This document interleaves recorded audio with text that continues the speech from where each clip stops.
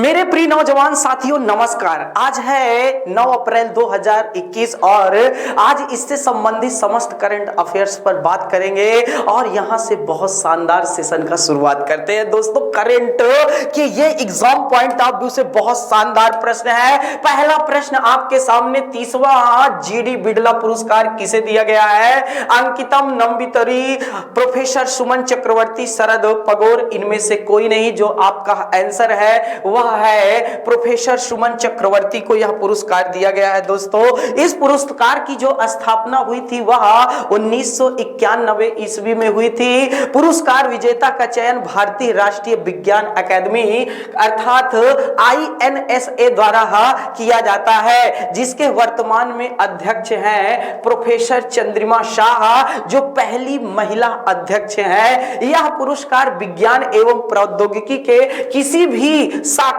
में उसके है उत्कृष्ट योगदान के लिए दिया जाता है। ये पुरस्कार 50 वर्ष से कम आयु के वैज्ञानिकों को दिया जाता है और इसमें है जो नगद राशि दी जाती है वह 5 लाख रुपए दी जाती है। अगला प्रश्न आपके सामने है, अंतरराष्ट्रीय मुद्रा कोष ने वित्त वर्ष 2021-22 के लिए भारत की विकास दर का अनुमान बढ़ाकर कितना प्रतिशत कर दिया है? दोस्तों ये प्रश्न भी अपने आप में बहुत शानदार है और इस प्रश्न का सही जवाब है 12.5%।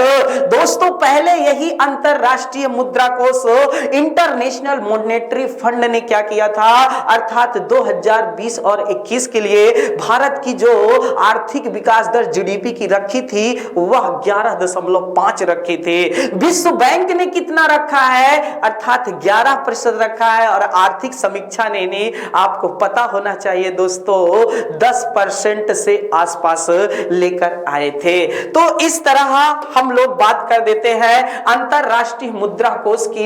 IMF ने जो अनुमान व्यक्त किया है कि वर्ष 2021 में कितना रहेगा, 12.5 रहेगा। इस तरह IMF ने जनवरी के अपने अनुमान में संशोधन किया और 2021 में IMF ने जो अनुमान दिया था कि 2021 और 22 में भारत की जो जीडीपी रहेगी, इकोनॉमी को क्या रहेगी दोस्तों, 11.5% रहेगी। आपको पता होना चाहिए इंटरनेशनल मॉनेटरी फंड की जो स्थापना हुई थी वह 1944 में हुई थी।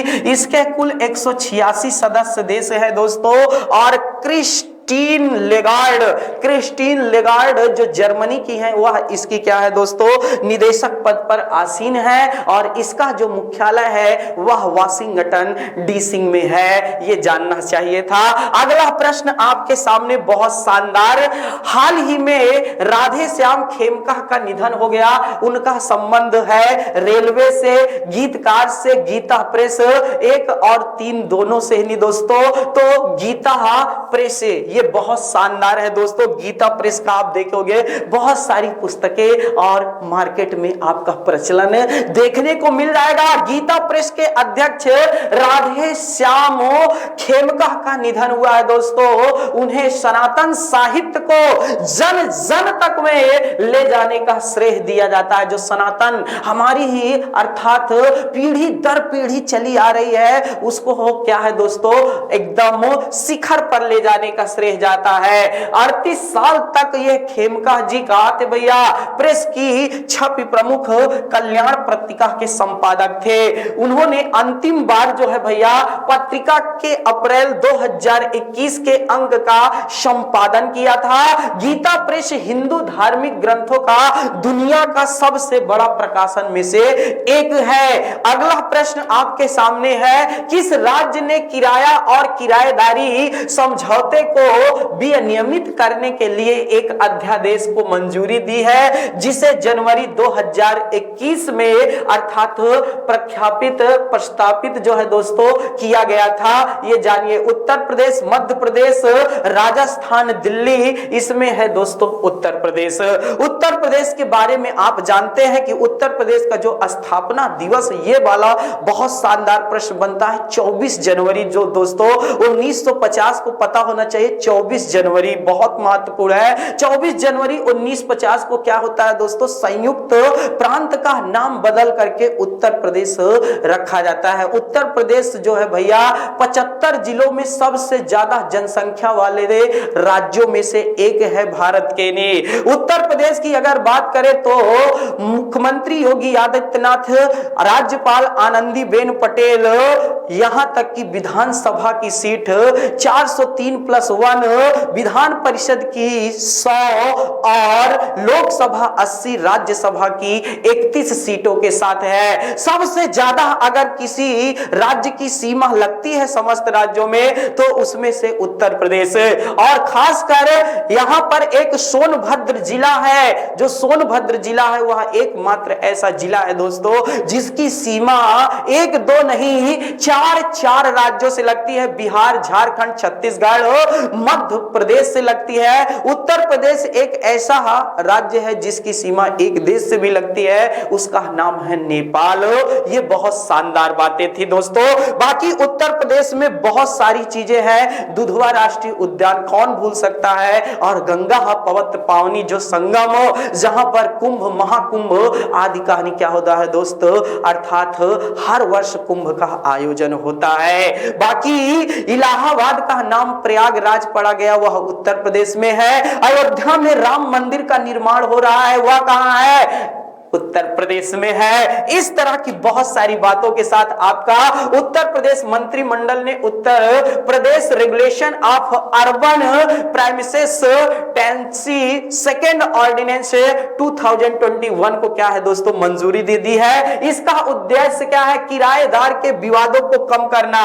जो मकान मालिकों के साथ क्या होते हैं, किराएदारों का क्या होता है, विवाद है, उसको ज्यादा से ज्यादा सुलझाया जाए। याद रखिएगा, क्योंकि यह एक संपत्ति को किराए पर लेने के लिए अनुबंध पर हस्ताक्षर करना अनिवार्य बनाता है। वर्तमान कानून के तहत संघर्ष समाधान के लिए कोई स्पष्ट तंत्र नहीं है। इसे जनवरी 2021 में राज्य ने प्रख्यापित और लागू किया गया था। ये बातें भी अपने आप में बहुत महत्वपूर्ण है। फोर्स 2000 क्या भैया जारी सर्वाधिक अरबपतियों वाले देशों का सही क्रम है। भारत, अमेरिका, चीन, संयुक्त राज्य अमेरिका, चीन, भारत, अमेरिका, इनमें से कोई नहीं। तो याद रखिएगा, अरबपतियों की संख्या तो बहुत कहां है दोस्तों, संयुक्त राज्य अमेरिका, उसके बाद चीन, फिर भारत का स्थान आता है। यह अपने आप में गर्व की बात है। आपका भारत याद रखिएगा दोस्त तीसरे पायदान पर नजर आ रहा है। तो देखिए, फोर्स के अनुसार अरबपतियों की तीसरी सबसे बड़ी संख्या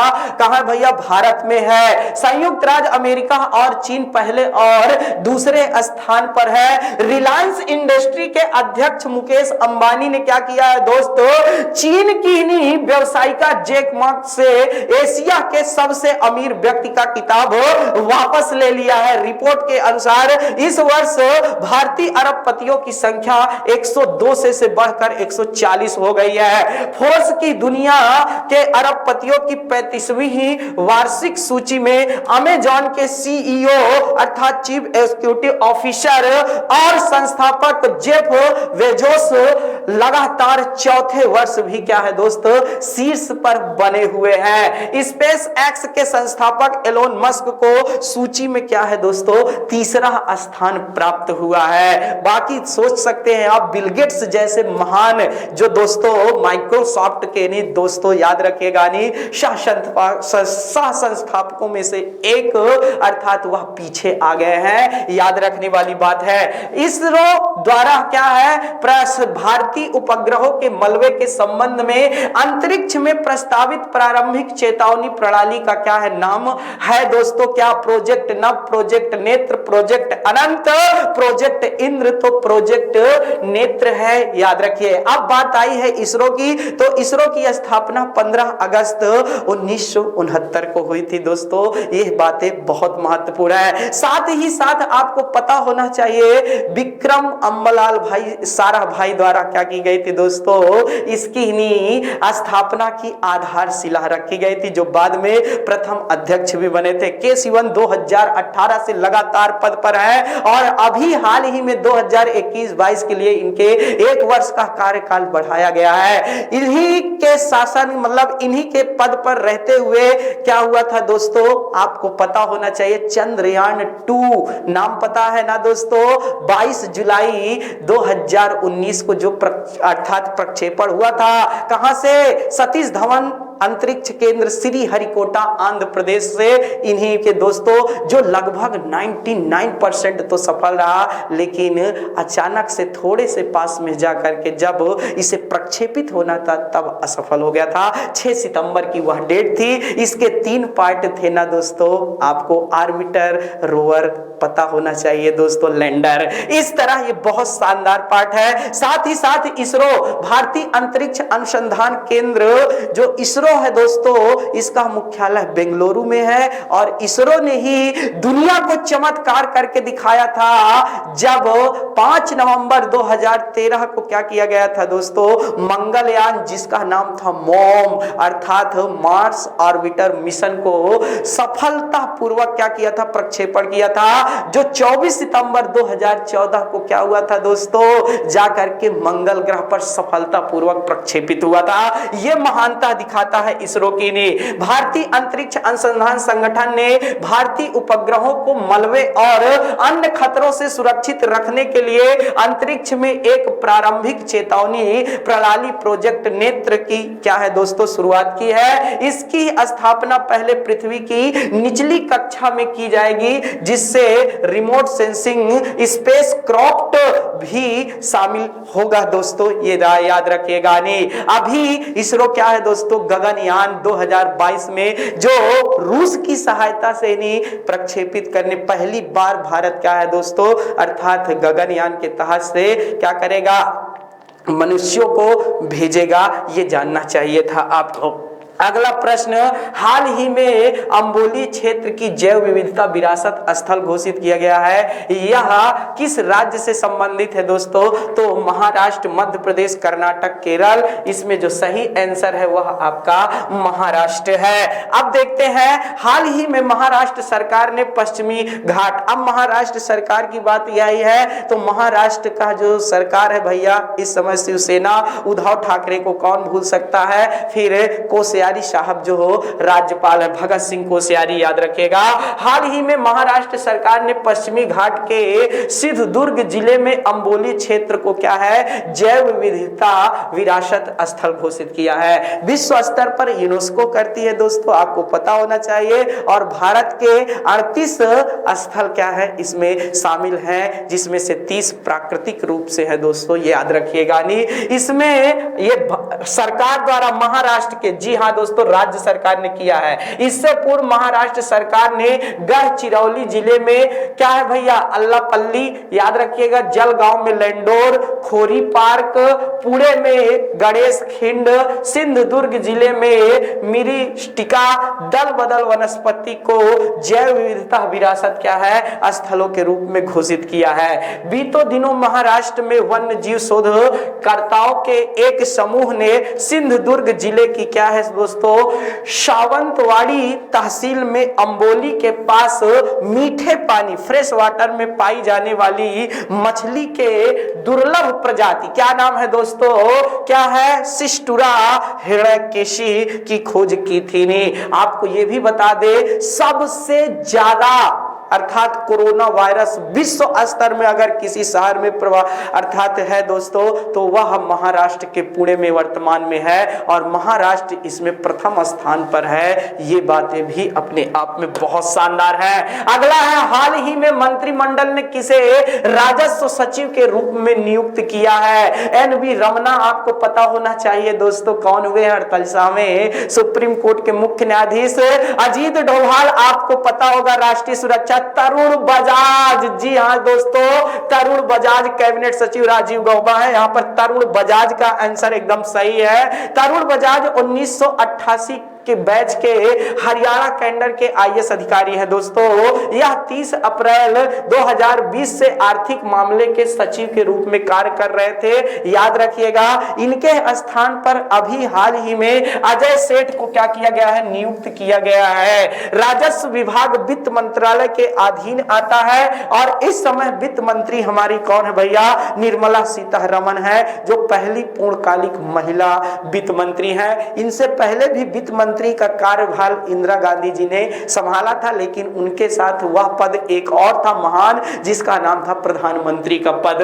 दोस्तों ये भी बातें अपने आप में बहुत महत्वपूर्ण है। राष्ट्रपति व्लादिमीर पुतिन रूस के राष्ट्रपति चुनाव के बनाए गए कानून के अनुसार कब तक चुनाव लड़ सकते हैं, मतलब कब तक लड़ सकते हैं दोस्तों, तो आपको पता होना चाहिए अभी हाल ही में एक नया कानून पारित कर दिया है दोस्तों। व्लादिमीर पुतिन राष्ट्रपति पद पर रहते हुए संसद कहानी जैसे ही पारित हुआ और उधर हस्ताक्षर राष्ट्रपति का हो गया, और वहां की संसद का नाम क्या है दोस्तों, ड्यूमा।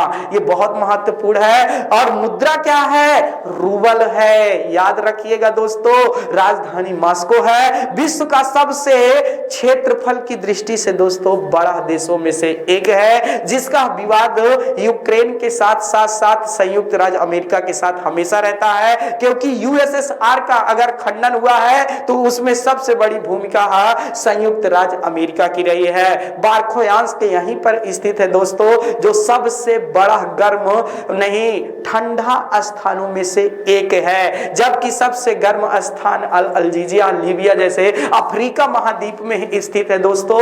ये बात भी पता होना चाहिए। 2036 याद रखिएगा दोस्तों, 2036 तक अर्थात वह लड़ सकते हैं। ये बातें बाकी ये है आपका नहीं भैया, रसिया यह यूरोप कंट्री में भी आता है, एशिया में भी आता है, और जहां तक है यूरोप कंट्री में इसका भैया नाम लिखा रहता है। ये भी बातें आपको पता होना चाहिए। राष्ट्रपति व्लादिमीर पुतिन पहली बार जो राष्ट्रपति बने थे वह 2000 ईस्वी में बने थे। 2000 ईस्वी से 2004 तक, 2004 से 2008 तक फिर यह राष्ट्रपति का चुनाव नहीं लड़ सके थे। क्यों नहीं लड़ सके थे? क्योंकि रूस के संविधान के अनुसार एक व्यक्ति लगातार 2 बार ही क्या है, राष्ट्रपति पद पर बैठ सकता है। इसलिए ये फिर प्रधानमंत्री का चुनाव लड़े और जीत गए। फिर 2008 से 2012 तक ये पद पर रहे।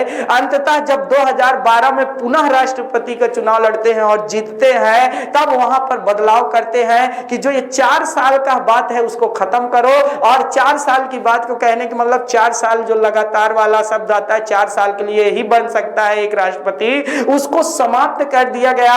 फिर 6 वर्ष रखा गया, 2012 से 2000 कहां तक भैया, 18 तक। फिर 18 से पुनः एक बार कहां तक भैया, आपको पता होना चाहिए 2024 तक कहानी है। लेकिन 2020 में भी इन्होंने क्या किया था, बहुत बड़ा बदलाव किया था। वह बदलाव यह था कि जो लगातार 2-2 बार का है भैया, उसको भी हटा दिया जाए। अमेरिका के राष्ट्रपति भी क्या है दोस्तों, जो कोई भी व्यक्ति बनेगा वह 2 बार से अधिक नहीं बनेगा, वहां लगातार नहीं है, वहां 2 बार से अधिक शब्द है। ये बातें पता होना चाहिए। साथ ही साथ 4 वर्ष का कार्यकाल अमेरिका के, संयुक्त राज्य अमेरिका के राष्ट्रपति का भी होता है। और इस समय है जो बाइडेन साहब क्या है भैया, वहां के 46वें राष्ट्रपति हैं, और जो वहां की उपराष्ट्रपति हैं वह कौन है, कमला हैरिस है। भारतीय मूल की है दोस्तों, तमिलनाडु राज्य से उनकी माता जी का संबंध है, पता होना चाहिए था आपको। तो इस तरह ये पूरा बात हमने एक एक करके सारा समझा दिया है। बाकी आपके सामने मैटर पूरा लिखा हुआ भी है। तो जो लगातार वाला है वो 2020 में हटा था,